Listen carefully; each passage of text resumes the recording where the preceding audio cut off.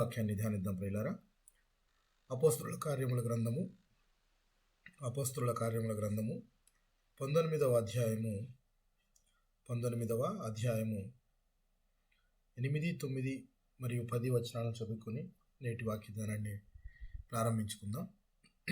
అపోస్తలుల కార్యముల గ్రంథము 19వ అధ్యాయము 8, 9, 10 వచనాలను చదువుకొని నేటి వాక్య ధ్యానం ప్రారంభించుకుందాం. తరువాత అతడు సమాజ మందిరంలోనికి వెళ్ళి ప్రసంగించుచు, దేవుని రాజ్యమును గూర్చి తర్కించుచు, ఒప్పించుచు, ధైర్యముగా మాటలాడుచు 3 నెలలు గడిపెను. అయితే కొందరు కఠినపరచబడిన వారై ఒప్పుకొనక జనసమూహం ఎదుట ఈ మార్గమును దూషించుచున్నందున అతడు వారిని విడిచి శిష్యులను ప్రత్యేకపరుచుకొని ప్రతిదినము తురన్ను అను ఒకని పాఠశాలలో తర్కించుచూ వచ్చెను. 2 ఏళ్ల వరకు ఇలాగు జరిగెను గనక యూదులేమి గ్రీసు దేశస్థులేమి ఆసియాలో కాపురం ఉన్న వారందరూ ప్రభువు వాక్యము వినిరి. చిన్న ప్రార్థన చేసుకుని నేటి వాక్య ధ్యానాన్ని కంటిన్యూ చేసుకుందాం. ప్రేమ నమ్మకం కలిగిన మా ప్రియ పరలోకపు తండ్రి, పరిశుద్ధుడా, నీ పవిత్రమైన పాదాలకు వందనాలు, వేలాది స్తుతులు, స్తోత్రములు తండ్రి. గడిచిన దినములన్నీ కూడా నాయన మీ కృపలో భద్రపరిచారు. మరి ఒక నూతన దినాన్ని మాకు అనుగ్రహించారు. ఈ దినమంతా కూడా నాయన మీ కాపుదల మా యందు ఉంచారు. అందుని బట్టి మీకు వేలాది కృతజ్ఞతలు చెల్లించుకొనిచున్నాం. ఈ సాయంకాల సమయంలో మీ సన్నిధిలో మీ పాదాల చెంత మేమంతా ఇలాగన కూడుకుని మా కొరకు దాచించిన లేఖనములను మేము ధ్యానించుకుని పోచుండగా మీరు నాతో మాతో మాట్లాడమని ప్రార్థించి వేడుకొనిచున్నాం. కూడి వచ్చిన ప్రతి ఒక్క విశ్వాసిని, వారి కుటుంబాలను నాయనా మీ కృప కలిగిన హస్తాలకు ఒప్పుచెప్పుకొనిచున్నాం. నిండారుగా దీవించండి, ఆశీర్వదించండి. కావలసిన అవసరతలు అక్కరలన్నీ కూడా నాయన తీర్చమని ప్రార్థిస్తున్నాం. అలాగే రాలేకపోయిన వారిని కూడా జ్ఞాపకం చేసుకోండి. రావాలని ఆశపడుతున్న వారిని త్వరపడి రప్పించుకొని ప్రార్థిస్తున్నాం.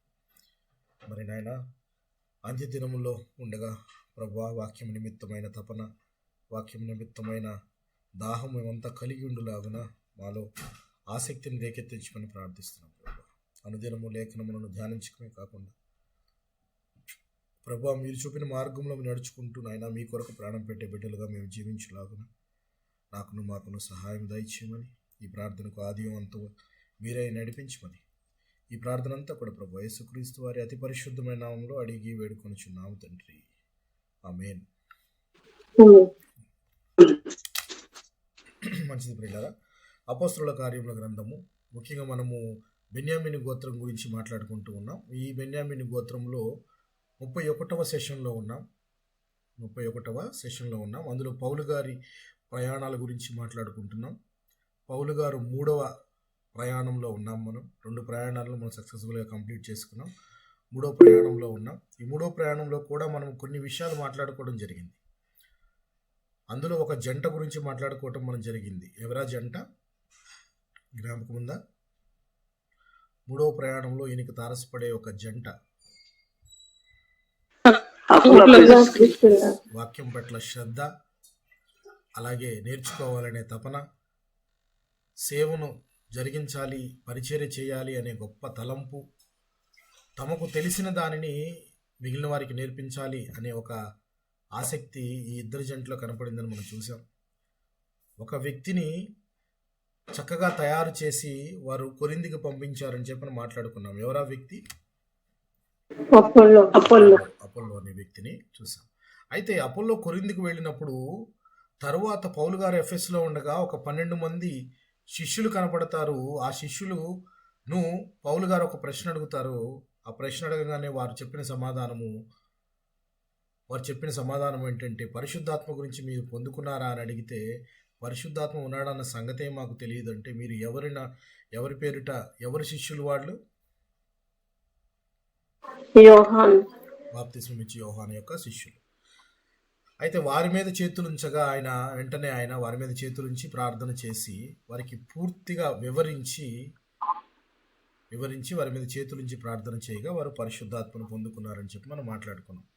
ఆ విషయం మాట్లాడుకునేటప్పుడే మనము బాప్తిస్మంలోని కొన్ని రకాలను మాట్లాడుకున్నాం. జ్ఞాపకం ఉందా మీకు? ఎన్ని రకాలు మాట్లాడుకున్నాం? ఎన్ని రకాల బాప్తిస్మం ఉందని, ఎన్ని రకాల బాప్తిస్మం ఉందని మాట్లాడుకున్నాం? 7 రకాలు. సో ఇక్కడ బాప్తిస్మం ఇచ్చి వీరందరికీ సుమారుగా వాడు 12 మంది పురుషులను ఉన్నారని చెప్పి మాట్లాడుకున్నాం. అది అయిపోయిన తర్వాత జరిగే సంఘటన గురించి ఈరోజు మనము మాట్లాడుతున్నాము.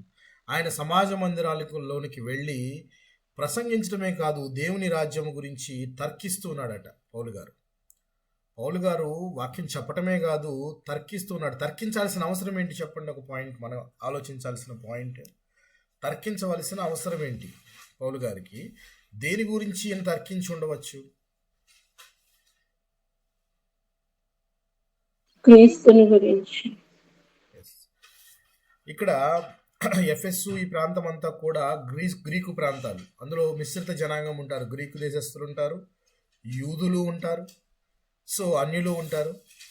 సో యూదులని పిలువబడే వారు కూడా యేసే మెస్సయ్య అని, అలాగే ఆయన తన ప్రాణాన్ని పెట్టడం వలన మనము మన పాపములు కడుగబడి నిత్య జీవంకు అప్పగించబడ్డామని, ఈ యొక్క సంపూర్ణ రక్షణ సువార్తను గురించి ఆయన చెప్పినప్పుడు దాన్ని వాదించే వాళ్ళు కూడా కొంతమంది ఉంటారు. అవునా, నిజమా, ఆయనే నా మెస్సయ్య, మేము ఇంకా ఎదురు చూస్తున్నామే, నువ్వు ఎలా చెప్పగలుగుతావు అని అంటే, అప్పుడు పౌలు గారు ఎలా వాదించేవాడు? వాదించడానికి ఆయనకున్న మూలం ఏంటి? తన సాక్ష్యం. అది తన సొంత సాక్ష్యం. అది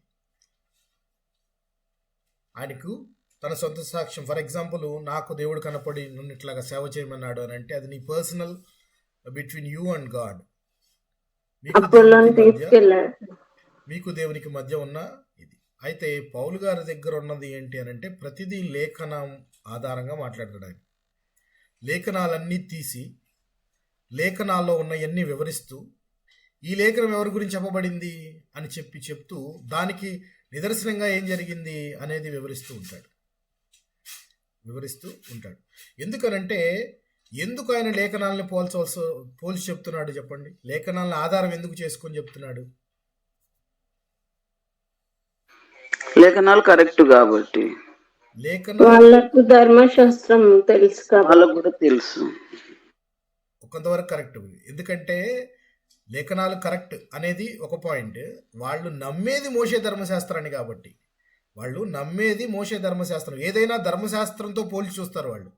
ఏది చెప్పినా ధర్మశాస్త్రంలో ఉందా, ధర్మశాస్త్రం ఇలా చెప్పిందా, దాని ప్రకారం అలా ఉందా? ఎందుకంటే ధర్మశాస్త్రంలోని విషయాలను బట్టి కూడా యేసుక్రీస్తు వారిని తర్కించేవారు, యేసుక్రీస్తు వారితో ప్రశ్నలు వేసేవారు. వీరు ఇలా మోషే ధర్మశాస్త్రంలో ఇలా ఉంది కదా, నువ్వైతే ఎలా చెప్తావు, నీ అభిప్రాయం ఏంటి, నా అభిప్రాయం ఏంటి అని పరిసయ్యులు సద్దూకయ్యులు కొన్ని ప్రశ్నలు చిక్కు ప్రశ్నలుగా వేస్తూ, అందులో అలా ఉంది కదా, అది న్యాయమా అన్యాయమా అని చెప్తుంటారు. దాని అంతరార్థం అర్థం చేసుకోకుండా దానిలో ఉన్న అక్షరార్థం పట్టుకునే వీళ్ళు వెళ్తూ ఉంటారు. అయితే ఇక్కడ ఆ ధర్మశాస్త్రం ప్రకారమే ఈయన తర్కిస్తూ, వాటికి ప్రూఫ్ చూపిస్తూ, ప్రూఫ్స్తో మాట్లాడుతూ ఉంటాడు. అందుకే తర్కిస్తూ ఉంటాడు. ఇదిగో ఈయన యేసే మెస్సయ్య. ధర్మశాస్త్రంలో ధర్మశాస్త్రం ఇచ్చిన మోషే గారు కూడా చెప్పారు, మీ సహోదరులో నా వంటి ప్రవక్త ఒకతను పుడతాడు అని చెప్పాడు. సో ఇలాగ అనేకమైన లేఖనాలను చూపిస్తూ మాట్లాడటం అనేది, అదే మనం ఈ రోజున వాక్యం చెప్పడానికి మనకు ఒక బేస్. మీరందరూ వాక్యం ఎలా చెప్తున్నారు, వాక్యం ఏం చెప్తున్నారు అని అంటే, పుస్తకమే తీయకుండా, బైబిలే తీయకుండా వాక్యం చెప్పొచ్చు కదా, చెప్పచ్చా?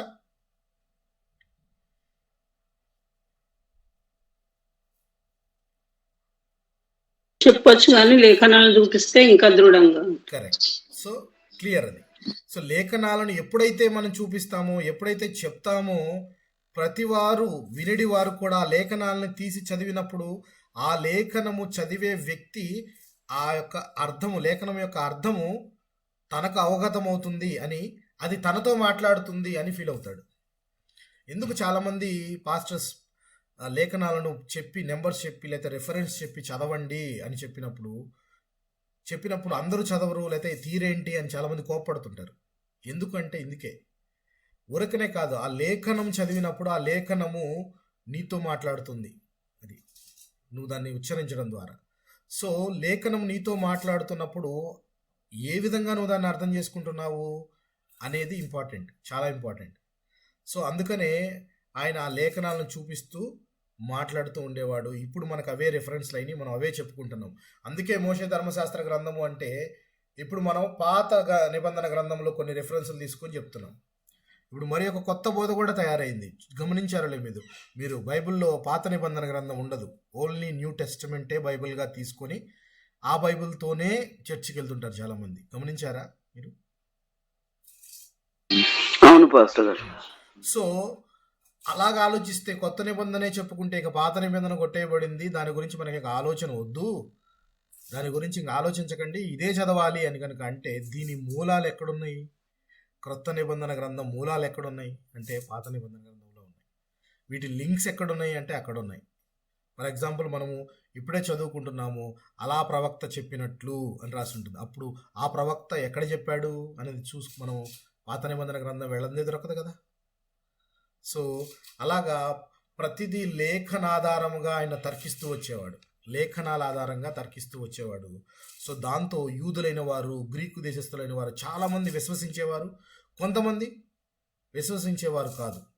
ఇది ఆబ్వియస్లీ ఇది జరిగే రిజల్టే. అది జనరల్గా చెప్తే కొంతమంది యాక్సెప్ట్ చేస్తారు, కొంతమంది యాక్సెప్ట్ చేయరు వినే 10 మందిలో. సో అలా కొంతమంది చూడండి, అలాగ 3 నెలలు గడిపాడట ఆయన అలా సమాజ మందిరాల్లోకి వెళ్ళి తర్కిస్తూ, వాదిస్తూ, చెప్తూ. కొందరు కఠినపరచబడ్డారట. ఇంకా ఎలాగ ఫరో మనసు కఠినపరచబడి ఎన్నిసార్లు మోషే గారు వచ్చి అద్భుత కార్యాలు చేస్తున్నా కానీ చూస్తున్నాడు. వాళ్ళ మీదకి విపత్తు వచ్చినప్పుడల్లా మీ దేవునికి మొక్కుకోమంటున్నాడు, నన్ను ఈసారి క్షమించమంటున్నాడు. సెకండ్ టైం వెళ్ళి వాళ్ళని వదిలేయటానికి మాత్రం మనసు కఠినపరుచుకుంటూ ఉన్నాడు. అట్లాగా కొంతమంది ఇంకా కఠినపరుచుకొని వాక్యం వినే కొద్దీ అసలు నమ్మకూడదు, ఏది ఏమైనా కానీ ఈయన ఎన్నైనా చెప్పని నేను నమ్మను అని కూర్చొని మొండిగా ఉండే వాళ్ళు కూడా ఉన్నారని చెప్తున్నారు. అయితే కొందరు కఠినపరచబడిన వారు ఒప్పుకొనక జనసమూహం ఎదుట ఈ మార్గమును దూషించుచున్నందున అతడు వారిని విడిచి శిష్యులను ప్రత్యేకపరచుకొని ప్రతిదినము తురన్ను అను ఒక పాఠశాలలో తర్కించవచ్చును. జనసమూహం ఎదుట ఈ మార్గమును దూషించుచున్నందున. సో ఇంతకుముందు మాణిక్యం గారు కూడా వివరించేటప్పుడు ఇది మతము కాదు, ఏంటిది క్రైస్తవం అనేది మతము కాదు, ఏమని చెప్పుకున్నారు? మార్గము. ఈ మార్గం అందున్నవారు. సో అక్కడ ఈ మార్గం అందున్నవారు ధైర్యంగా మాట్లాడచ్చు. తర్వాత ఆయన ఒప్పుకొనక జనసమూహం ఎదుట ఈ మార్గమును దూషించుచున్నందున, అంటే ఈ మార్గం అనేది కరెక్ట్ కాదు అని చెప్పి చాలామంది దూషిస్తున్నారట. సో మతం కాదు ఇది, మార్గము కరెక్టే, ఆ మార్గం కూడా తప్పు, మీరు వెళుతున్న రూటే రాంగ్ అని చెప్తుంటే ఇక ఆయన దాన్ని తట్టుకోలేక శిష్యులంతా ప్రత్యేకపరుచుకొని వెళ్ళి ఒక స్కూల్ తీసుకున్నాడట. ఒక స్కూల్ వెళ్ళి స్కూల్లో ఈయన వాక్యం చెప్పడం స్టార్ట్ చేశాడు. ఈ రోజు కూడా చాలామంది కొన్ని స్కూల్స్లో కూడా చర్చెస్ పెట్టుకుంటూ ఉంటారు. అంటే స్కూల్ అయిపోతుంది, సండే ఖాళీగా ఉంటుంది కాబట్టి సండే టైంలో స్కూల్ని లీజుకు తీసుకొని ఆరాధన కార్యక్రమాలు అవి చేసుకుంటూ ఉంటారు. అట్లాగా ఇక్కడ కూడా ఒక స్కూల్ తీసుకుని ఆ స్కూల్లో ఆయన దేవుని వాక్యం ప్రకటించడం స్టార్ట్ చేశాడట. అట్లా 2 ఏళ్ల వరకు 2 years 2 ఏళ్ల వరకు ఆయన అలా చేస్తూనే ఉన్నాడట. ఇక యూదులేమి, గ్రీసు దేశస్తులేమి చాలామంది అక్కడ ఉన్న వారందరూ కూడా ప్రభు వాక్యం విన్నారు. ముందు వాక్యాన్ని ప్రకటించటము ఆయనకున్న మెయిన్ మోటో. సో వాక్యాన్ని ప్రకటిస్తూ పోతున్నాడు. ఇంకా అనేకమైన అద్భుత కార్యాలు దేవుడు పౌలు గారి చేత చేయించాడని లూకా గారు తన గ్రంథంలో రాశారు. అది చదువుకుందాం మన 11వ వచనం. మరియు దేవుడు పౌలు చేత విశేషమైన అద్భుతములు చేయించెను. అతడి శరీరమునకు తగిన చేతిగుడ్డలైనను నడికట్లైనను రోగుల యొద్దకు తెచ్చినప్పుడు రోగములు వారిని విడిచెను, దెయ్యములు కూడా వదిలిపోయెను. ఇక ఆయన చేత ఎన్ని అద్భుత కార్యాలు ఎఫ్ఎస్సిలో చేయించాడు అని చెప్పడానికి లూకా గారు ఏమని రాశారంటే అనేకమైన అద్భుత కార్యాలు, విశేషమైన అద్భుత కార్యాలు. ఆ అద్భుత కార్యాల్లో ఏమేమి ఉన్నాయట? శరీరము అతని శరీరమునకు తగిలిన చేతిగుడ్డలైనను నడికట్లైనను రోగుల యొద్దకు తెచ్చినప్పుడు రోగములు వారిని విడిచెను. అంటే ఆయన చేతి గుడ్డ, ఆయన ఒంటి మీద ఉన్న గుడ్డ ఏది ముట్టుకున్నా కానీ అది రోగాలు తగ్గిపోతున్నాయి అని చెప్పేసి, అంటే అన్ని అద్భుత కార్యాలు దేవుడు మహిమపరచబడటానికి పౌలు గారి చేత ఎఫ్ఎస్లో చేయించాడు. అయితే దానిలో ఒక భాగం ఏంటంటే దెయ్యములు కూడా వదిలిపోయినాయట. దెయ్యములు కూడా వదిలిపోయినాయి. అసలు దెయ్యములు ఉన్నాయంటారా? ఉన్నాయి. దెయ్యాలు కూడా వదిలిపోయినాయి అని చెప్పి ఇక్కడ మనకు బైబిల్లో రాసినప్పుడు ఒక స్ట్రాంగ్ పాయింట్గా ఉన్నప్పుడు అది పౌలు గారు కూడా చేశారు అని రాయబడినప్పుడు దెయ్యములు అనేవి ఉన్నాయా అని అంటే లేఖనాల ప్రకారం అయితే దెయ్యములు ఉన్నాయి. లేఖనాల ఆధారంగా మనం చూసుకుంటే దెయ్యాలు ఉన్నాయి. అయితే వీటిని వెళ్ళగొట్టే అధికారం అనేది ఎవరికి ఇవ్వబడింది?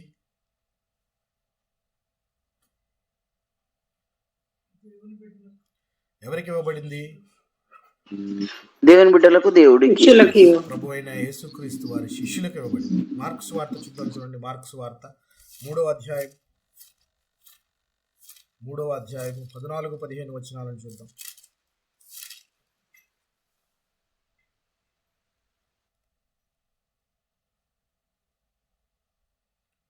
14-15 వచనాలను గమనిస్తే మనం 3వ అధ్యాయము మార్క్స్ వార్త.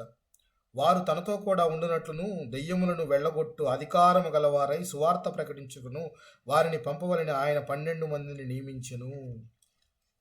దెయ్యాలను వెళ్ళగొట్టే అధికారము అపోస్తలులకు ఇవ్వబడింది. ఎవరికి ఇవ్వబడింది?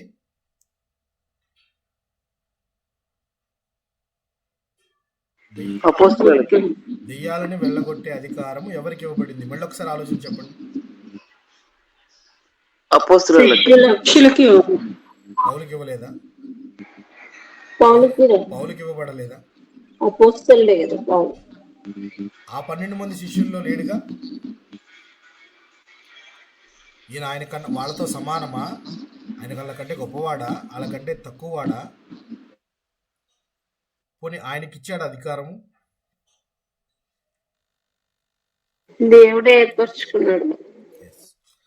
అందుకప్పుడు మనం ఇప్పుడు అధికారం ఎవరికి ఇచ్చారు అని చెప్తే మీరు పౌలుని మర్చిపోకూడదు. అప్పుడు చెప్పేటప్పుడు ఎలా చెప్పాలి?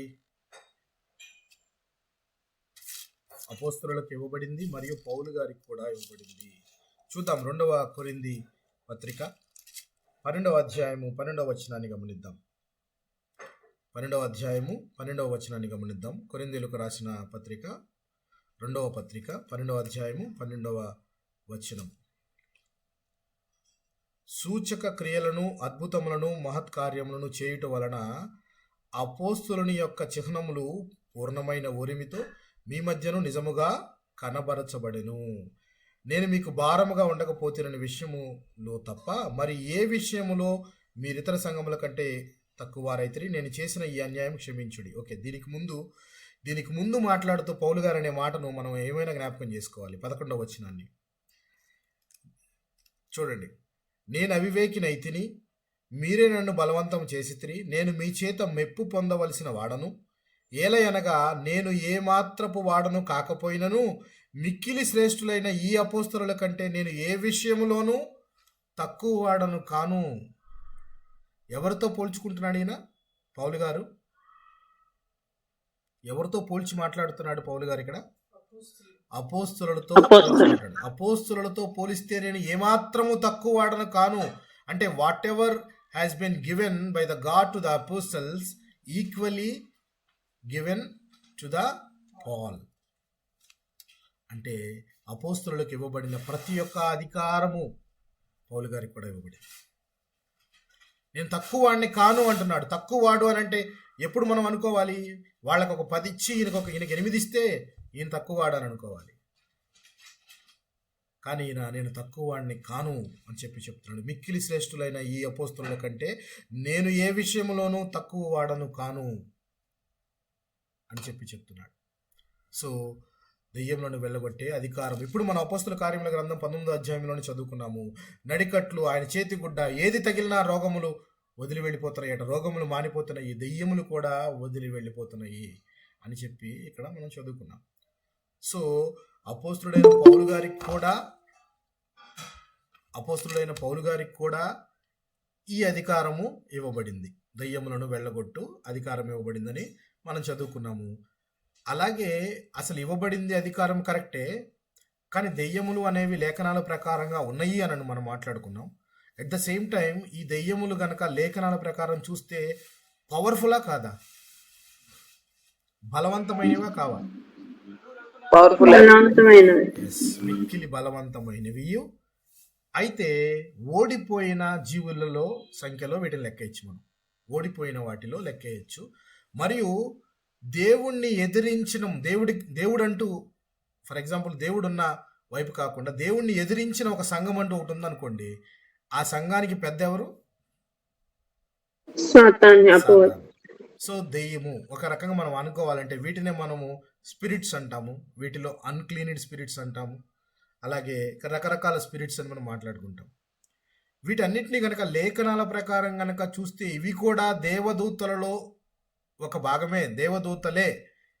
అయితే దేవుని అధికారమును అంగీకరించలేక దేవునికి ఎదురు తిరిగి విసర్జింపబడిన వారు, భూమి మీద పడద్రోయబడిన వారుగా ఈ యొక్క దెయ్యములను మనం చెప్పుకోవచ్చా, చెప్పుకోకూడదా?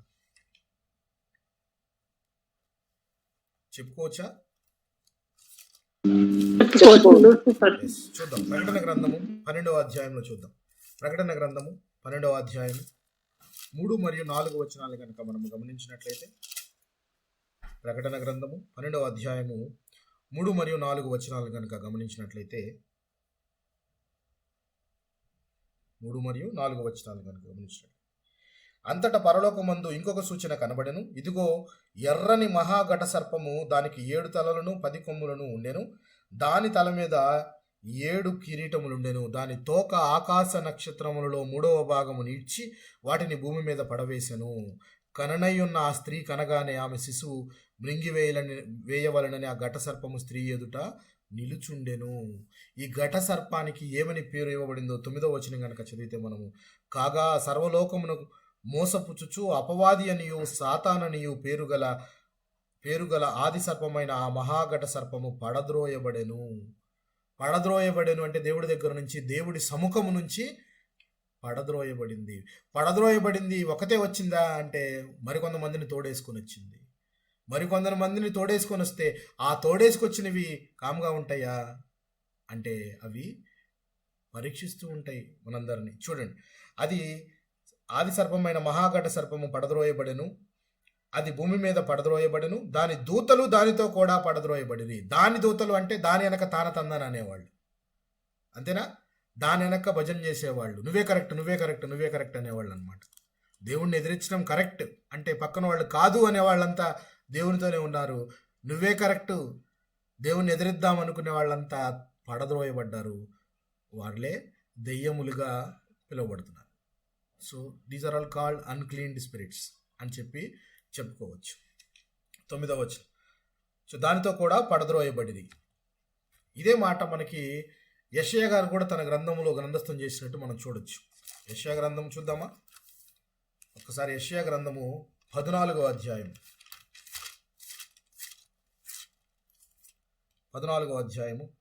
12, 13 వచనాలను చూద్దాం. 15 వచనాల దాకా చూడొచ్చు మనం. అయితే 12, 13 వచనాలు కనుక గమనించినట్లయితే, తేజో నక్షత్రమా వేకువ చుక్క, నీవెట్లు ఆకాశము నుండి పడితివి, జనములను పడగొట్టిన నీవు నేలమట్టము వరకు ఎట్లు నరకబడితివి.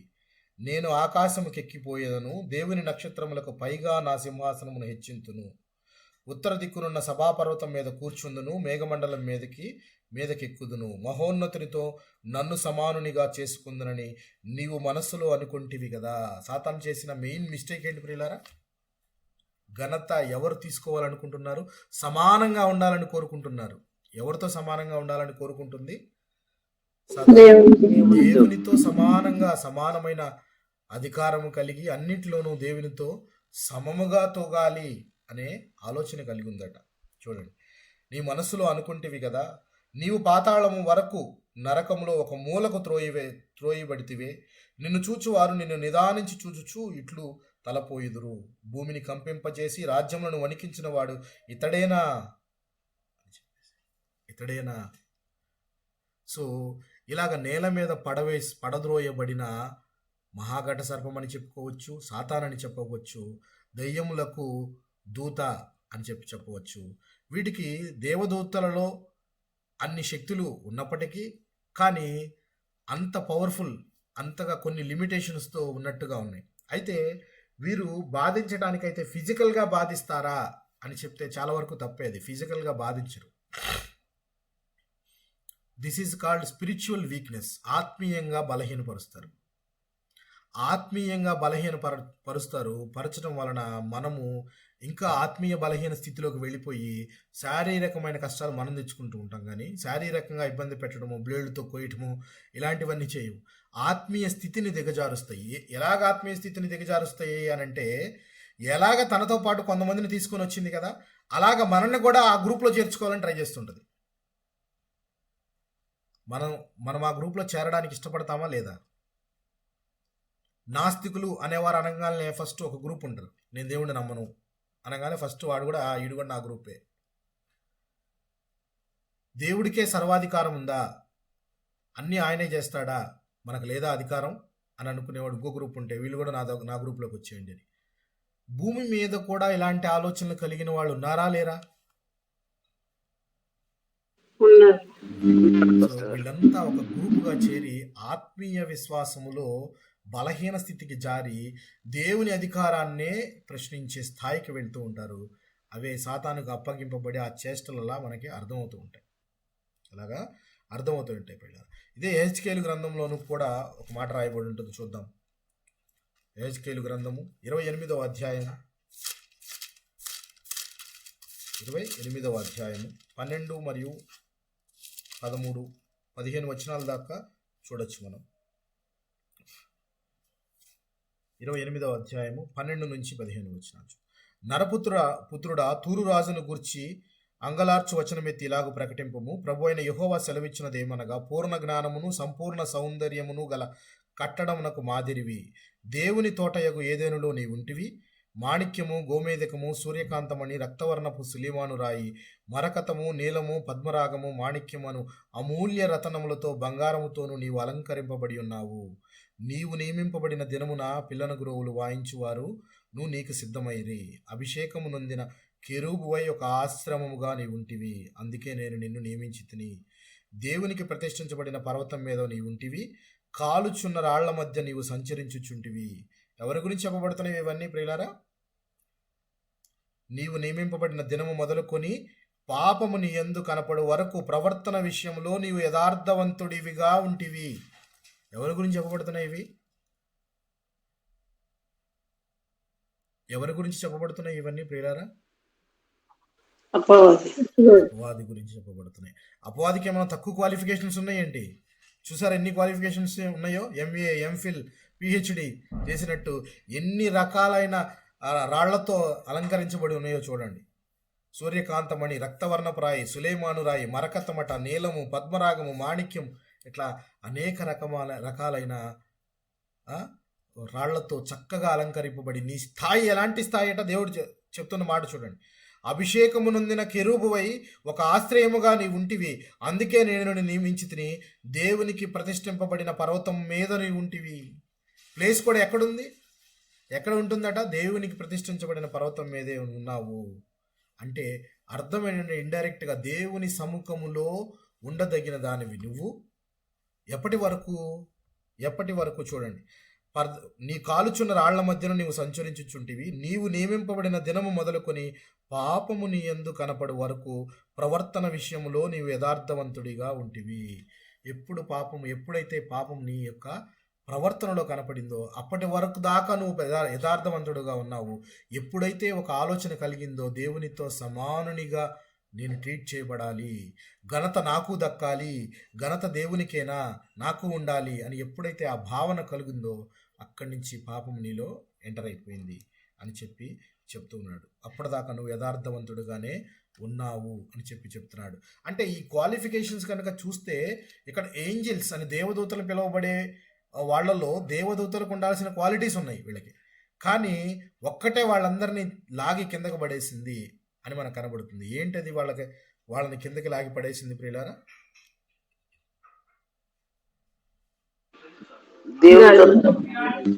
దేవుని ధిక్కరింపు, దేవునితో సమానంగా హోదా కలిగి ఉండాలనే తలంపు, ఆలోచన, అది పాపముతో కూడినదై ఉండగా అంత గొప్ప స్థాయిలో ఉన్న నేల మట్టుకు జారిపోయి ఉన్నది అని మనము చదువుకుంటున్నాం ప్రియులారా.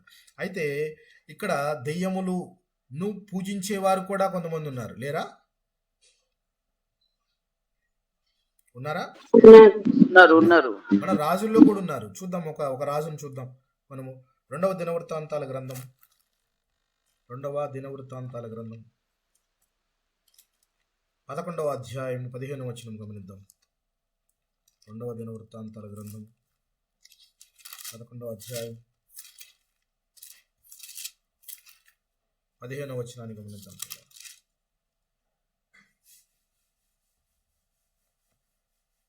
యెరోబాము బలిపీఠములకును దెయ్యములకును తాను చేయించిన దూడలకును యాజకులను ఏర్పరచుకొనెను. యాజకులు ఎవరెవరికి ఉన్నారు? యాజకులు దేవుడికే కాదు, దెయ్యాలకు కూడా యాజకులు ఉన్నారు. దెయ్యాలకు కూడా యాజకులు ఉన్నారు. కనబడుతుంది కదా ఇక్కడ, యెరోబాము బలిపీఠమునకు దెయ్యములకును తాను చేయించిన దూడలకును యాజకులను ఏర్పరచుకొనెను. ఎవరి యెరోబాము? జ్ఞాపకం ఉన్నాడా? ఎవరి యెరోబాము జ్ఞాపకం ఉన్నాడా మీకు? ఆమె 10 గోత్రాలు ఏలిన 11 గోత్రాలు ఏలిన రాజు యెరోబాము. యెరోబాము దాసుడుగా ఉన్నాడు ఫస్ట్, కుమారుడు. తర్వాత నెబాతు కుమారుని దగ్గర. నెబాతు కుమారుడైన యెరోబాము వీరు ఇశ్రాయేలీల 10 గోత్రాల వారిని వేలిన మొట్టమొదటి రాజు. సొలొమోను గారి కొడుకైన రెహబాము కాలంలో ఉన్న మొట్టమొదటి రాజు. ఈయన దేవునిచే ఎన్నుకోబడి, ఈయన దేవుని ఇతనికి సూచనగా ఒక అహియా అనే ప్రవక్తను పంపించి 10 ఒక కొత్త గుడ్డను చించి 10 ముక్కలు ఆయన చేతిలో పెట్టి 10 గోత్రాలను నీకిస్తున్నాను అని చెప్పి దేవుడు ఎన్నుకున్న వ్యక్తి. ఎన్నుకున్న వ్యక్తి కానీ చాలా తక్కువ కాలంలో ఈయన ప్రవర్తన ఎలా ఉంది చూడండి. దెయ్యాలకు కూడా యాజకులను పెట్టుకొని 2 బంగారు దూడలను చేయించి ఒకటి బేతేవేనులోను ఒకటి దానులోను ప్రతిష్ఠించి, ఇదేమి దేవుడు వీటినే పూజించండి అని రాంగ్ డైరెక్షన్లో జనాలందరినీ తీసుకెళ్లిన వ్యక్తి. యెరూషలేం దాకా వెళ్తే జనాలు యెరూషలేంలో ప్రార్థనలు కనుక చేస్తే రక్త సంబంధం కాబట్టి అన్నదమ్ములంతా కలిసిపోతారని, మీరు యెరూషలేం దాకా వెళ్ళొద్దు, ఇక్కడే పూజించుకోండి అని చెప్పేసి ఒకటి బేతేలులోను ఇంకోటి దానులోను 2 బంగారు దూడలను ప్రతిష్ఠించి, ఇదే మీకని ఒక నిర్ణయ దినము, అంటే ఒక పండుగ దినం కూడా ఈయన నిర్ణయించేశాడు. పండుగ దినం నిర్ణయించడమే కాకుండా యాజక వృత్తి కూడా బలిపీఠం మీదకెక్కి ఆయన ధూపం వేయడానికి కూడా బలిపీఠం పైకి ఎక్కేశాడు. సో అలాంటి రాజు ఆయన దెయ్యములను కూడా యాజకులను ఏర్పాటు చేసుకొని పూజిస్తున్నాడు. అంటే కొంతమంది నమ్మేది ఏంటంటే వాటికి కూడా కొన్ని పవర్స్ ఉన్నాయి కదా, ఆ పవర్స్తో మనకేమైనా ఉపయోగపడతాయో అని చెప్పేసి వాటిని పూజించే వాళ్ళు కూడా ఉంటారు. ఇప్పుడు ఈ బ్లాక్ మ్యాజిక్ కానీ, సాసరీ కానీ, ఎంచాంటింగ్ కానీ ఇలాంటి క్రియలన్నీ కూడా, అంటే చేతబడి, చిల్లంగితనము, ఇవన్నీ కూడా ఎవరిని ఆధారం చేసుకొని ఉంటాయి ప్రియులారా? వీటిని ఆధారం చేసుకుని ఉంటాయి. వీటిని ఆధారం చేసుకుని వీటికి పూజిస్తూ వాటికి మంత్రాలను జపిస్తూ ఇలాంటి కార్యక్రమాలన్నింటినీ కూడా చేస్తూ ఉంటారు. వాటికి కూడా యాజకులు ఉన్నట్టుగా మనము చూసాం. ఒకసారి ద్వితీయోపదేశకాండం చూద్దాం. ద్వితీయోపదేశకాండం 32వ అధ్యాయం.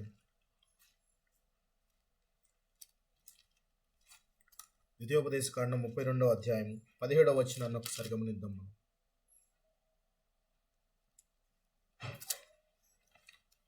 17వ వచనాన్ని కనుక గమనించినట్లయితే 32వ అధ్యాయం 17వ వచనాన్ని గమనిద్దాం. హేయ కృత్యముల చేత ఆయనను కోపింపజేసిరి. వారు దేవత్వము లేని దెయ్యములకు, తాము ఎరుగని దేవతలకు, క్రొత్తగా పుట్టిన దేవతలకు, తమ పితరులు భయపడని దేవతలకు బలి అర్పించిరి. ఇక్కడ దేవత్వము లేని దయ్యములకు కూడా బలిపీఠాలు కట్టడం, వాటికి నైవేద్యాలు అర్పించటము, వాటికి బలులు అర్పించటము, ఇవన్నీ కూడా చేస్తూ అనేది రాజుల కాలంలోనూ కూడా చేస్తూ వచ్చేవారని చెప్పి మనకి కనబడుతోంది ప్రియులారా. అయితే ఈ దెయ్యములు ఈక్వల్లీ, అంటే దేవదూతలకు ఏవే పవర్స్ ఉన్నాయో ఈక్వల్గా అలాంటి పవర్స్నే కలిగి ఉన్నాయి. అయితే దేవుని సముఖం నుంచి నెట్టివేయబడ్డ ఇవి వస్తూ కొన్ని వాటిని తీసుకొని వచ్చినాయి. అంటే దేవదూతల్లో కొంతమందిని వెంట పెట్టుకొని తీసుకొని వచ్చిందని చెప్పి మనము చూసాం. అయితే వీటిలో కూడా కొన్ని యూదా రాసిన పత్రికలో 1వ అధ్యాయం 6వ వచనం ఒకసారి ఎవరైనా తీసి చదవగలిగితే, కొన్నిటిని బంధింపబడినవి అని చెప్పి కూడా ఉంటుంది. ఒకసారి చూద్దాం.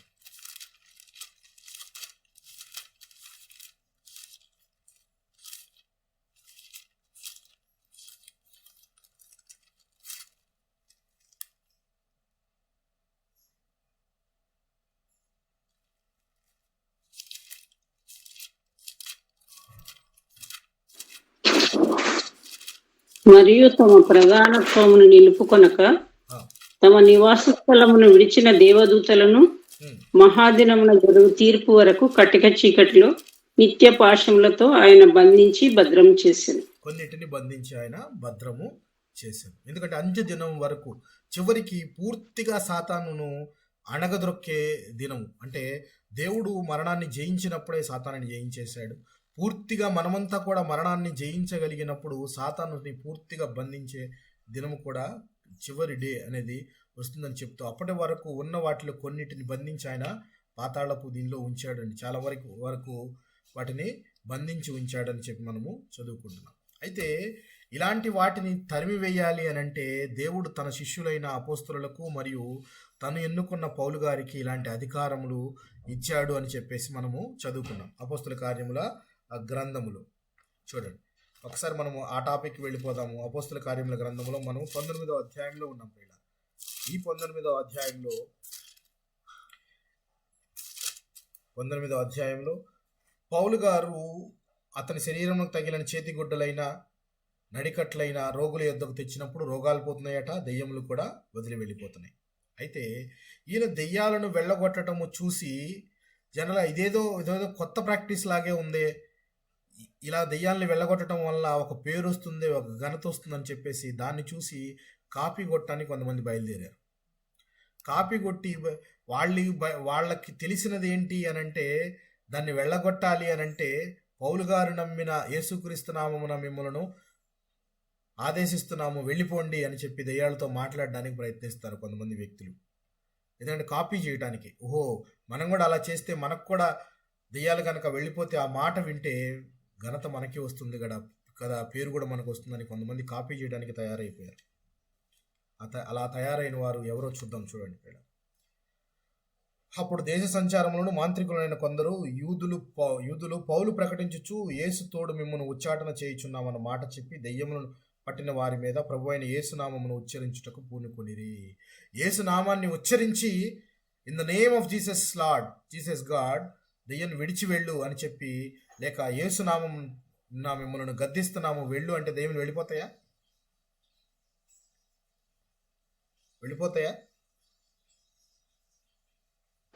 వెళ్ళిపోతాయి. ఇక్కడ వీరు పేరు పెట్టుకొని పేరును ఉచ్చరించి వాటితో చెయ్యాలి అని ప్రయత్నిస్తున్నారు. కానీ అవి ఆ పేరు ఉచ్చరించినంత మాత్రాన వెళ్ళవు. ఎందుకనంటే ఇక్కడ వీళ్ళు అదే కాపీ చేద్దామని చెప్పేసి చేస్తూ ఉన్నారు.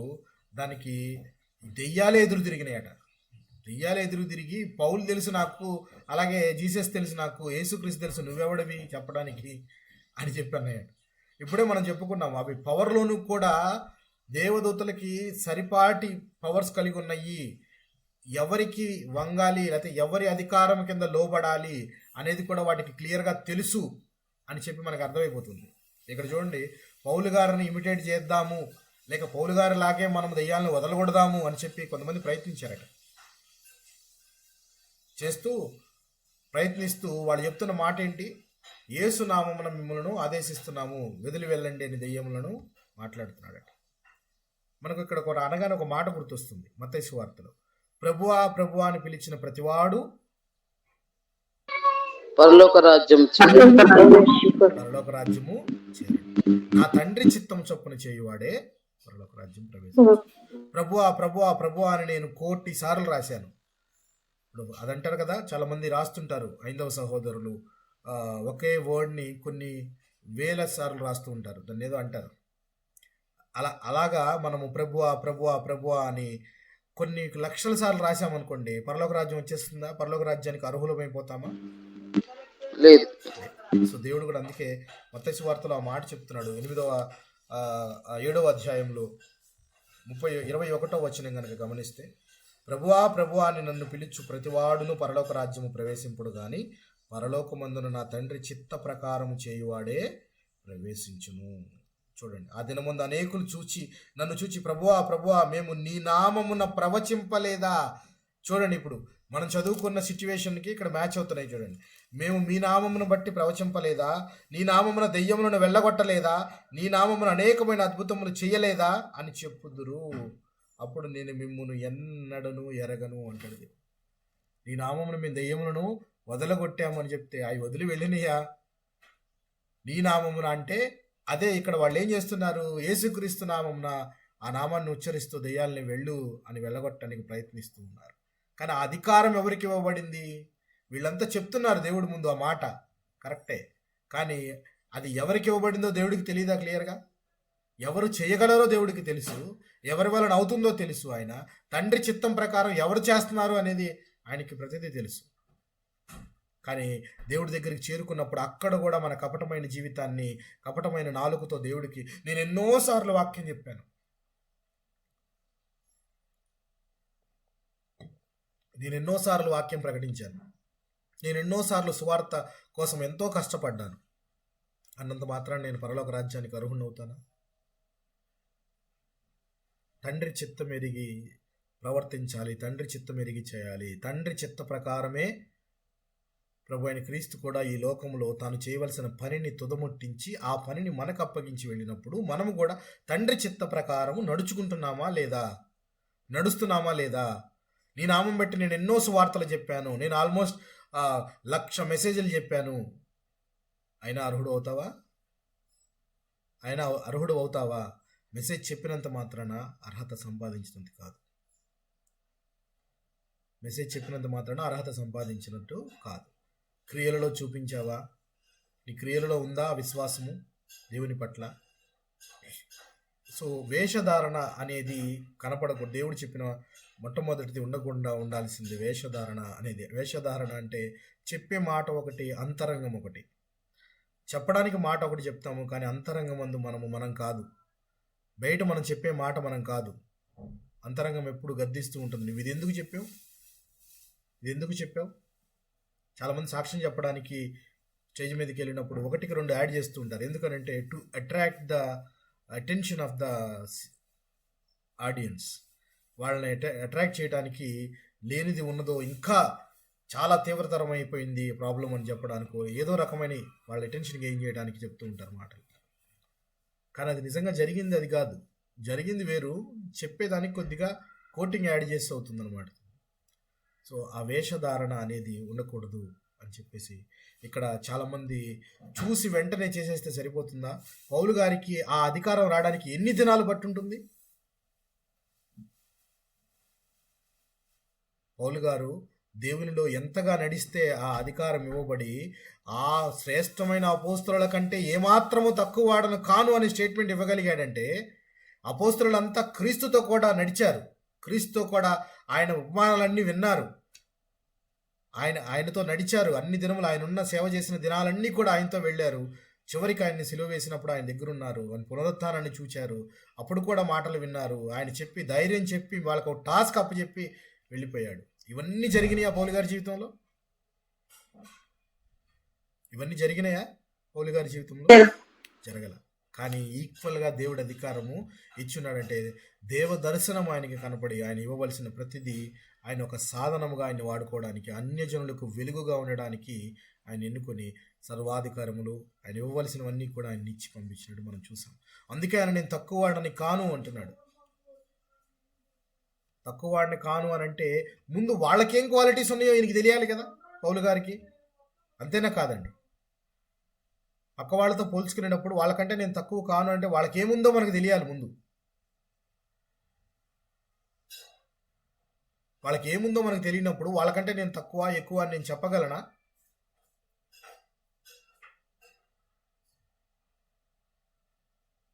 చెప్పలేను.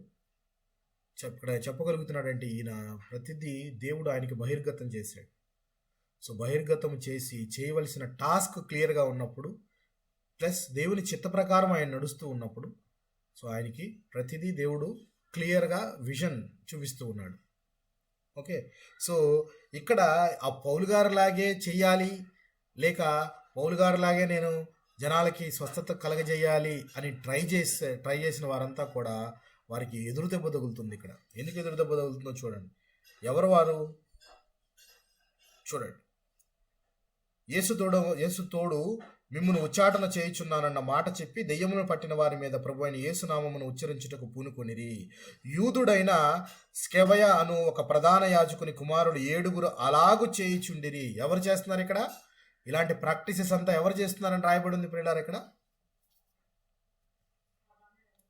ప్రధాన యాజకుడైన స్కెవయు అనే ఒక ప్రధాన యాజకుని కుమారులు 7 ఇదే ప్రాక్టీస్ చేస్తున్నారట రోజు. పౌలును చూసి పౌలు గారిలాగా ఘనత పొందాలి, లేక అలాగా దెయ్యములను వెళ్ళగొట్టాలి అని చెప్పి ఇలాంటి ప్రాక్టీస్ చేస్తుంటే దెయ్యములే ఎదురు తిరిగినాయట. ఎదురు తిరిగి ఏమంటున్నాయి చూడండి. కుమారులు 7 అలాగ చేయుచుండ్రి. అందుకు ఆ దెయ్యము, నేను యేసును గుర్తెరుగుదును, పౌలును కూడా ఎరుగుదును, కానీ మీరెవరని అడుగగా, మీరెవరు? నేను యేసునామమును ఉచ్చరిస్తున్నాను అన్నంత మాత్రాన దెయ్యం విడిచిపెట్టి వెళ్ళిపోలేదు. అందుకనే మనం ముందుకెళ్ళి చూసాము, పడిపోయిన దేవదూతలలో అని చెప్పేసి మనము సాతాన్ని, లేకపోతే ఈ దెయ్యములను మనము తెలుసుకున్న వాటి గురించి. వాటికి తక్కువ పవర్ ఏం లేదు, ఉండటానికి పవర్ ఉంది.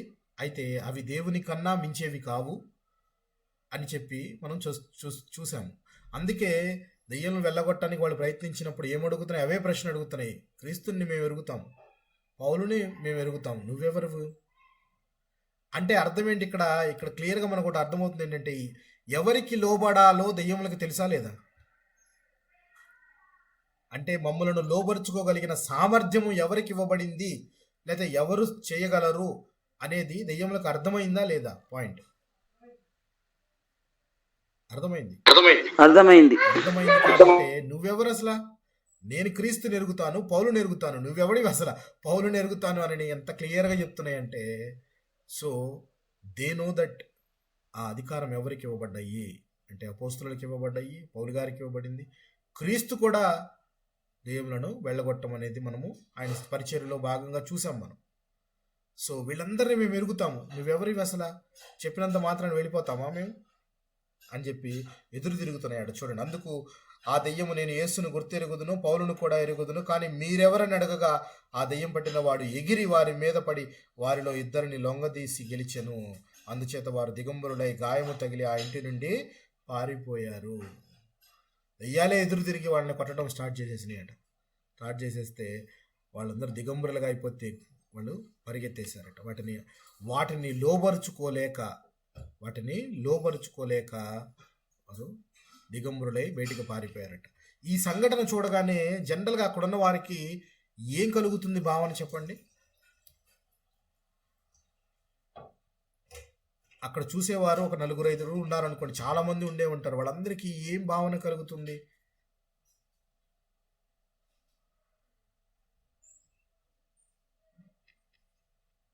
పౌలు గారి దేవుని పేరు ఇంకా మహిమపరచబడుతుంది. పౌలు గారికి దేవుడిచ్చిన అధికారము ఇంకా ఘనపరచబడుతుంది. దేవుడు ఇంకా హెచ్చింపబడతాడు. అంటే ఆయన నిజమైన దేవుడు, సత్యదేవుడు కాబట్టి ఆయన ద్వారా పంపబడిన ఈ వ్యక్తికి మాత్రమే దెయ్యములు లొంగుతున్నాయి, మిగిలిన ఎవరు కాదు. నిజముగా యేసే దేవుని కుమారుడు అని చెప్పి ఆయనకి భూమి మీద సర్వాధికారం ఇవ్వబడింది. ఆయనకి ఇవ్వబడిన అధికారము ఆయన ప్రతిష్ఠ చేసి పంపిన అపోస్తలులకును, అలాగే తాను ఎన్నుకున్న అపోస్తలుడైన పౌలు గారికి కూడా ఇవ్వబడింది అని చెప్పి వాళ్ళందరికీ ఒక్కసారి కళ్ళు తెరవబడ్డాయి. ఒక్కసారి తెరవబడి షాక్ గురయ్యారు. ఎస్, దేవుని పేరు ఇంకా ఘనపరచబడింది. అక్కడ మనం చదువుకుంటాం చూడండి, ఒక్కసారి చూడండి. అందుచేత వారు దిగంబరులై గాయము తగిలి ఇంటి నుండి పారిపోయారు. ఆ సంగతి ఎఫెసులో కాపురమున్న సమస్తమైన యూదులకును గ్రీసు దేశస్థులకును తెలియవచ్చినప్పుడు వారికందరికీ భయము కలిగెను. కనుక ప్రభు అయిన యేసు నామము ఘనపరచబడెను. ఫస్ట్ భయం కలిగింది, తర్వాత ప్రభు నామము ఘనపరచబడింది. ఎస్, ఆయన సర్వాధికారి అని చెప్పి వారు కూడా అందరికి మనోనేత్రాలు తెరవబడ్డాయి. చాలామంది ఒప్పుకోవటం లేదు. ఈ ఒప్పుకొని వారందరూ కూడా ఈ యొక్క సిచ్యువేషన్ని చూసి దేవుని యొక్క సర్వాధికారము యేసైన యేసుకి ఇచ్చాడు ఆయన ద్వారా పంపబడిన వీరు కూడా అద్భుత కార్యాలు సూచక క్రియలు చేస్తున్నారు. ఏ అద్భుత కార్యాలు అని చెప్పి కనబడుతున్నాయి. దెయ్యంలోని వెళ్ళగొట్టగలిగిన అధికారము దేవుడు వారికి ఇచ్చున్నాడు అని చెప్పేసి చూసి దేవుడు ఘనపరచబడ్డాడు. కాపీ చేయటం వల్ల, లేకపోతే ప్రభువా ప్రభువా అని మెసేజ్ చెప్పటమో, లేకపోతే ఇంకోటి చేయటం వల్ల పరలోక రాజ్యం ఎలాగ మనకి దక్కదో, పరలోక రాజ్యానికి ఏం చేయాలో అది చేయాలి. అంటే పరలోక రాజ్యం కావాలి అంటే మనము ఏ విధంగా ఉండాలో తెలుసుకొని ప్రవర్తించాలి. కానీ వీరు దెయ్యాలను వెళ్ళగొట్టాలి అనే ఒక పక్క వాళ్ళని చూసి కాపీ కొట్టి వెంటనే నేను కూడా చెప్పాలి, నేను కూడా చేయాలి, చాలామంది కుతూహల పడుతూ వాక్యం ప్రకటించాలనే కానీ ఇంకేదైనా చేయాలని కాపీ కొట్టడానికి ట్రై చేస్తూ ఉంటారు. కానీ కాపీ కొట్టడం కాదు, కానీ ముందు ప్రభువుని గుర్తెరగాలి. ప్రభువుని గుర్తెరిగి ప్రభువు చేయమన్న పనిని, తండ్రి చిత్త ప్రకారం పనిని చేస్తూ ఉంటే కలగాల్సినవి, ఇవ్వాల్సినవి దేవుడిస్తాడు. Everything will be given by the God. అది కంప్లీట్గా అది దేవుని నిర్ణయము, దేవుని చిత్తం అది. అంతేకాని ఇక్కడ వీళ్ళంతా కూడా కాపీ కొట్టడం వల్ల, ఆ పేరు ఒక్కటి ఉచ్చరించడం వల్ల దెయ్యాలు వెళ్ళిపోతాయి అనే అపోహ ఉంది చూసారా. చాలామంది కూడా ఇప్పుడు స్వస్థతలు చేసేవాళ్ళు కూడా ఇదే ఉచ్చరిస్తూ ఉంటారు. యేసుక్రీస్తు నామములో మిమ్మల్ని గద్దిస్తున్నాము, వెళ్ళిపోండి అని చెప్పేసి చాలామంది కూడా దెయ్యాలను వదిలి వెళ్ళడానికి చేస్తూ ఉంటారు. అది ఆ రోజుల్లో వాళ్ళకి ఇవ్వబడిన అధికారం. ఈ రోజుల్లో మనమైతే ప్రార్థన చేసేవారిగా ఉన్నాం. ప్రార్థించాలి, యాచించాలి. ప్రభువా, ఈ బిడ్డ బాధపడుతూ ఉంది, నీ యొక్క కృపాహస్తము ఆ బిడ్డ మీద ఉంచి ఆ బాధ నుంచి విముక్తి కలగజేయని నువ్వు యాచించాలి. యాచించి చేతులు జోడించి ప్రార్థిస్తే నీ ప్రార్థన అంగీకరించి, లేక దేవుని నామము గణపరచబడాలంటే ఆ అద్భుత కార్యమో లేకపోతే అది జరగాల్సినది జరిగిస్తాడు దేవుడు. అంతేకాని యేసునామం పేరిట నేను ఉచ్చరిస్తున్నాను, ఆదేశిస్తున్నాను, చాలామంది ప్రార్థనలో కూడా చెప్తూ ఉంటారు, యేసు నామం నేను గద్దిస్తున్నాను అని చెప్పేసి. ఎవరిని గద్దిస్తున్నావు? ఎవరికి నీకు అధికారం ఇచ్చాడు? సో ఇలాంటివి ఇక్కడ చేయటానికి కాపీ కొట్టిన వీళ్ళు ఎదురు దెబ్బ తగలగానే అక్కడ చూసిన ఎఫ్ఎస్లో ఉన్న వారందరూ కూడా చూసి మొదట భయపడ్డారట. భయపడగానే దేవుని నామం కూడా ఘనపరచబడింది. చూడండి ప్రియులారా, ఒకసారి చివరిగా వచనం ఒకటి చదువుకొని మనం ముగించుకుందాం ప్రియులారా. సమస్తమైన యూదులను గ్రీసు దేశస్తులను తెలియవచ్చినప్పుడు వారందరికీ భయము కలిగిన కనుక ప్రభువైన యేసునామం గణపరచబడిను. విశ్వసించిన వారు అనేకులు వచ్చి తాము చేసిన వాటిని తెలియజేసి ఒప్పుకొనిరి. మరియు మాంత్రిక విద్య అభ్యసించిన వారు అనేకులు తమ పుస్తకములు తెచ్చి అందరి ఎదుట వాటిని కాల్చివేసిరి. వారి లెక్క చూడగా వాటి వెల 50,000 వెండి రూకలాయను. ఇంత ప్రభావముతో ప్రభు వాక్యము ప్రబలమై వ్యాపించెను. దెయ్యములు వదిలిపోవటమేమో కానీ ఎంత గొప్ప కార్యం జరిగిందో గమనించారా ప్రియులారా? ఇక్కడ ఏం జరుగుతుంది? ఇక్కడ ఈ జరిగిన సంఘటన చూసి చాలామంది వచ్చి తాము చేసిన తప్పులను ఒప్పుకుంటున్నారట. ఒప్పుకోవటమే కాకుండా మాంత్రిక విద్య అని అభ్యసించిన వారు కొంతమంది ఆ విద్యను అభ్యసించడానికి కొన్ని పుస్తకాలు కూడా చదువుకుంటూ ప్రాక్టీస్ చేసేవాళ్ళు తీసుకొచ్చి మొత్తం వీటిలో ఏ పవర్ లేదు, ఎంత శుద్ధ దండగా అని చెప్పి అక్కడ వేసి కాల్ చేశారంట. ఇదంతా దేని వలన జరిగింది?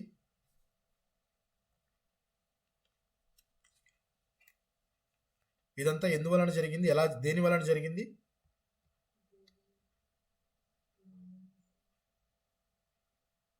దేని వలన జరిగింది ప్రియులారా?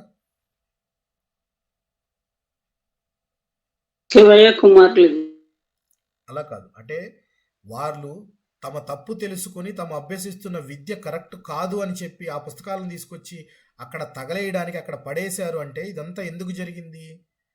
అప్పటిదాకా వారు నమ్ముతున్నది, అప్పటిదాకా వారు దెయ్యము లేక దెయ్యాలను అభ్యసించడము, వాటిని వెళ్ళగొట్టడానికి అభ్యసించే విద్య అది కరెక్ట్ అనో, లేక వాటిని పూజిస్తూ వాటిని నేర్చుకోవటం కరెక్ట్ అనో అనుకునేవారు ఇప్పుడు తప్పు అని ఎందుకు అనుకుంటున్నారు?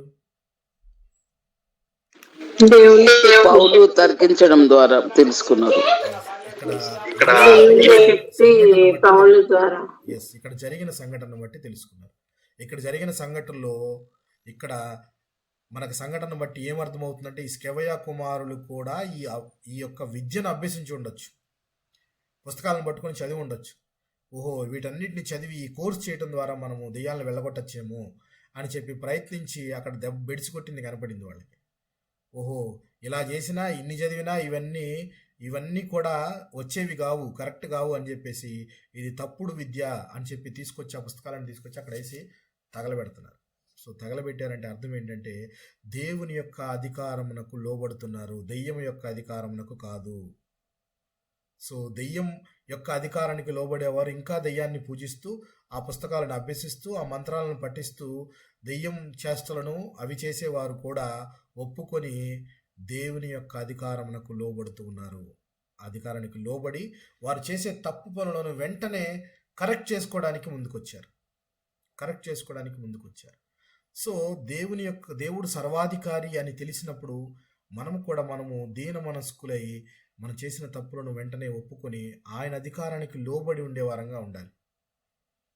ఆయన అధికారానికి నిజంగా లోబడి ఉండేవాళ్ళమైతే మనము ఏదైనా ఆయన చిత్తమే కాబట్టి మనము దాన్ని ఆయన చిత్తానికి అప్పచెప్పి మనము ఆయన మార్గంలో నడిచే వారంగా ఉండాలి. అక్కడ చూడండి, వాళ్ళు వెంటనే తెలుసుకొని ఆ పుస్తకాలు తీసుకొస్తే తక్కువలే, 1-2 పుస్తకాలు కాదు, అది ఎంత వాల్యూ అయిందట చూడండి. విద్యను అభ్యసించి వారు అనేకులు తమ పుస్తకములు తెచ్చి అందరి ఎదుట వాటిని కాల్చివేసిరి. వారు లెక్క చూడగా వాటి వెల 50,000 వెండి రూకలాయను. 50,000 వెండి రూకలట.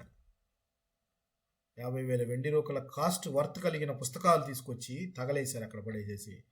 అట్లా తగలవేయాలి అంటే ఆ యొక్క దెయ్యపు ఆలోచనలు, ఆ స్వభావాలను మనం కూడా కాల్చివేసేస్తే కానీ దేవుని యొక్క అధికారమునకు లోబడాలి. మనలో ఉన్న ఆహాన్ని తగలబెట్టాలి.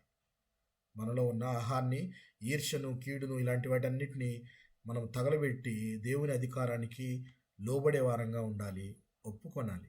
వాళ్ళందరూ కూడా ఒప్పుకున్నారు. చూడండి, ఎఫెస్సులు ఇంతకుముందు దాకా ఎఫెస్ సంఘంలో ఎలా ఉంది చూసారా? ఎఫెస్ సంఘంలో అనేక అద్భుత కార్యములు, విశేషమైన అద్భుతం చేయించిన లూకా గారు ఎందుకు రాశారంటే ఇందు నిమిత్తమే. విశేషమైన అద్భుత కార్యాలంటే ఇవే. చూడండి, చాలా మంది రాంగ్ ట్రాక్లో నడిచే వాళ్ళంతా కూడా వారి మనోనేత్రములు తెరవబడి ఒక్కసారి రైట్ ట్రాక్ వచ్చేస్తున్నారు. ఇది కాదు, మనం చదివేదంతా దెయ్యం విద్య, ఇది కాదు, నిజమైన దేవుని దారిలో రావాలి అని చెప్పేసి వారంతా పుస్తకాలని తగలబెట్టి కరెక్ట్గా వచ్చేసేసి ఉంటున్నారు. ఇంత ప్రభావంతో ప్రభు వాక్యము ప్రబలమై వ్యాపించెను. ఇంత ప్రభావంతో దేవుని వాక్యము ప్రబలిందట. సో దేవుని వాక్యము ప్రబలము పడాలి, వాక్యము ప్రకటించబడాలి అన్న చోటల్లా సాతాను యొక్క శక్తి తగ్గిపోతూ ఉంటుంది. శక్తి ఎప్పుడైతే ఉంటుందో వాక్యము పలచబడిపోతూ ఉంటుంది. అందుకే వాక్యముతో సాతాన్ని జయించగలమా లేదా?